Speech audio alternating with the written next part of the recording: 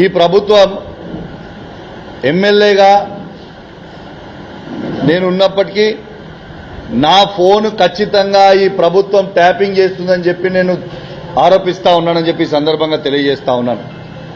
నాతో పాటు మా బీఆర్ఎస్ పార్టీలో ఉన్న ప్రతి ఎమ్మెల్యేది, ప్రతి ఎమ్మెల్సీది, ప్రతి ఎంపీ ఫోన్ కూడా ట్యాప్ చేస్తా ఉన్నారని చెప్పి సందర్భంగా తెలియజేస్తా ఉన్నాను. వీళ్ళు ఖచ్చితంగా ట్యాప్ చేస్తా ఉన్నారు. ఎందుకంటే మేము ఎటు పైన ఏడికి వచ్చినా ఏం మాట్లాడినా వీళ్ళకి ఖచ్చితంగా ఇన్ఫర్మేషన్ ఉంటా ఉన్నది. వీళ్ళకి ఇన్ఫర్మేషన్, మా పర్సనల్ ఇన్ఫర్మేషన్ వీళ్ళకి ఎట్లా వస్తా ఉందని చెప్పి నేను అడుగుతా ఉన్నాను.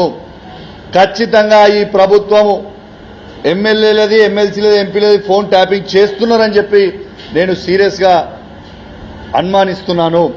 ఎందుకంటే దీనికి నేను ఉదాహరణ చెప్తా. నిన్న మానకొండూరు శాసనసభ్యుడు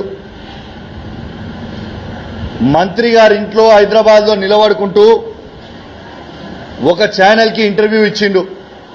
ఏమని ఇంటర్వ్యూ ఇచ్చిండు? దాంట్లో ఇవాళ మానకొండూరు సిఐ గారికి సిపి గారి టెలికాన్ఫరెన్స్ వస్తలేదు, సిపి గారు మానకొండూరు సిఐ గారితో మాట్లాడతలేరు అని అన్నారు. మరి నేను ఒక్కటే అడుగుతా ఉన్నాను ఈ ప్రభుత్వాన్ని, మరి సిపి గారు టెలికాన్ఫరెన్స్ పెట్టుకునేది అనేది అది అబ్సల్యూట్ పోలీస్ ఇంటర్నల్ విషయము.